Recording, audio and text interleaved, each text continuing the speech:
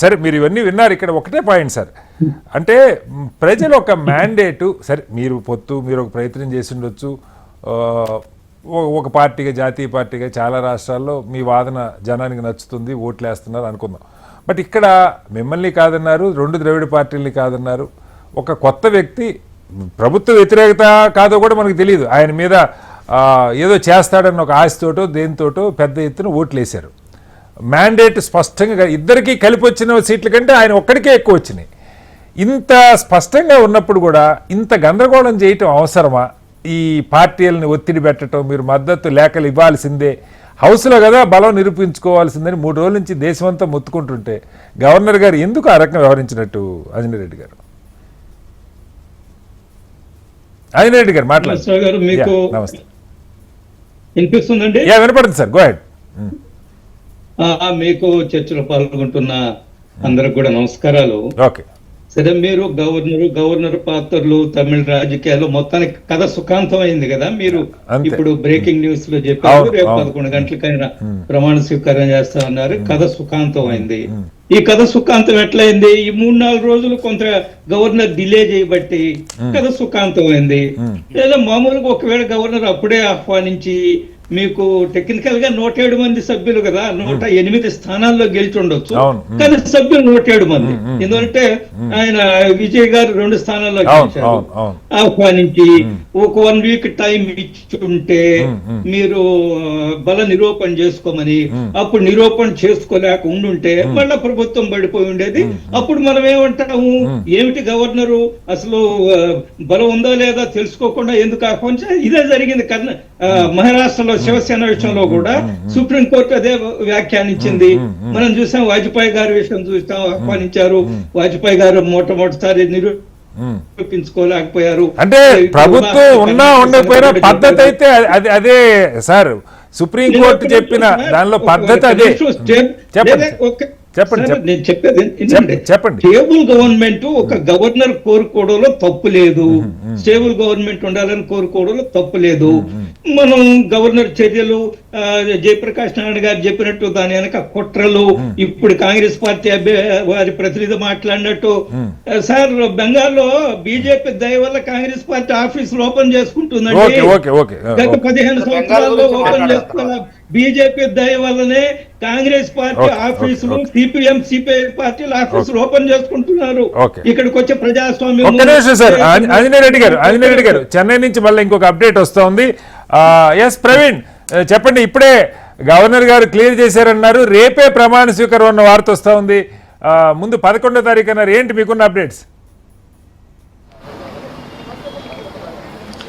శ్రీనివాస్ గారు, కొద్దిసేపు క్రితమే గవర్నర్ రాజేంద్రతో టీవీకి అధినేత విజయ్ సమావేశం ముగిసింది. ఆయన ఇక్కడి నుంచి వెళ్ళిపోయిన కొద్దిసేపటికైతే రేపు ఆయన 11 గంటలకి ప్రమాణ స్వీకారం చేయనున్నారు. ముఖ్యంగా 120 మంది మద్దతుదారులతో ఆయన లేఖలు కూడా సమర్పించినట్లుంది. మన ముందు ఉదయం నుంచి కూడా వామపక్షాలు, వీసీకే పార్టీలు మద్దతు ఇస్తాయని ఒక ఉత్కంఠ నెలకొన్న నేపథ్యంలో ఎట్టకేలకు వామపక్షాలు అవుట్రైట్ గా సపోర్ట్ చేసే ప్రభుత్వంలో చేరబోమని చెప్తున్నప్పటికీ బయట నుంచి మద్దతు ఇస్తామని స్పష్టం చేసిన నేపథ్యంలో వీసీకే కూడా మద్దతు ఇచ్చింది. అయితే వీసీకే అదేవిధంగా ఐయుఎంఎల్,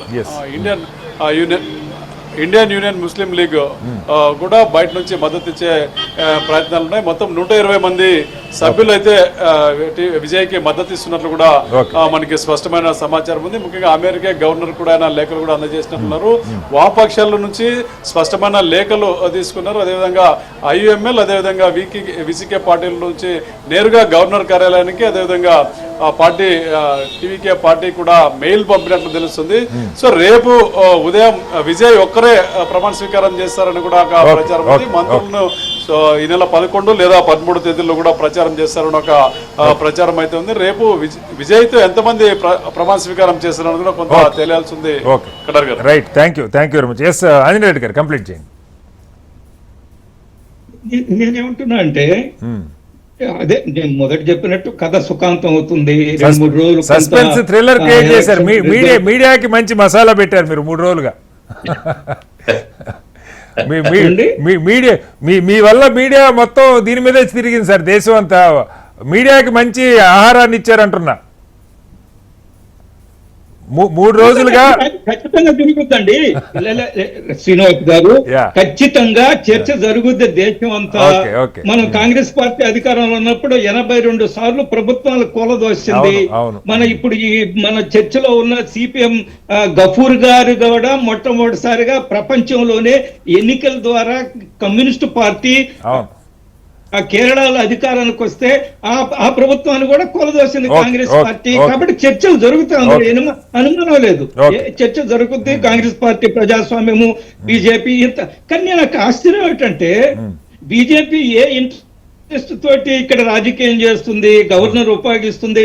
బీజేపీకి ఏమన్నా ఒక 50 సీట్లు 100 సీట్లు వచ్చాయా? బీజేపీకి వచ్చింది 1 సీటు.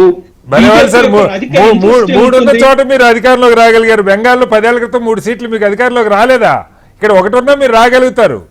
దానికే అభ్యంతరం సార్. మీరు మళ్ళా మీరు డైవర్ట్ చేయకండి సార్. నేను చెప్పేది ఏనండి, ఇప్పుడు కరెంట్ సిచ్యువేషన్ ఇప్పుడు ఎవరున్నారు, ఎంతమంది ఉన్నారు? బీజేపీ 1 శాసనసభ్యులు గెలిచారు. ఒకటి. రెండోది ఆయన ఎంఏ బేబీ గారు general secretary CPM all India, ఆయన కూడా మేము అన్కండిషనల్ గా సపోర్ట్ చేస్తున్నామని 3 రోజుల క్రితం ఏం చెప్పారు? మేము డిఎంకే అలయన్స్ తోటి ఉన్నాము, బయటకు వచ్చే పనే లేదు, మేము కాంగ్రెస్ పార్టీ ద్రోహం చేసింది అన్నారు. అంతకుముందు ఇండియన్ యూనియన్ ముస్లిం లీగ్ కూడా అదే చెప్పారు, మేము డిఎంకే కలిసి ఉంటాం. మీరు చెప్తుంది కరెక్టే, కానీ ప్రభుత్వం ఏర్పాటు పడాలి కదా సార్. డిఎంకే ప్రభుత్వం ఏర్పాటు చేయలేదు కదా, అన్న డిఎంకే ఏర్పాటు చేయలేదు కదా. లేదా అందుకనే కదా సార్ ఈ రోజు గవర్నర్ గారు రాజకీయ సంక్షోభం లేదు, ఇక్కడ రాజ్యాంగ సంక్షోభం లేదండి, రాజకీయ సంక్షోభం. ఎందువల్లంటే టీవీకే విజయ్కే తక్కువ సీట్లు వచ్చాయని ఇది రాజకీయ సంక్షోభం. ఒక 2-3 రోజులు గడిచింది. 2-3 రోజుల్లోనే మొత్తము ఆకాశం అంతా కూలిపోయింది, దేశం అంతా గందరగోళం అయిపోయింది, ప్రజాస్వామ్యం కూలి అయిపోయింది అని ఎంఏ బేబీ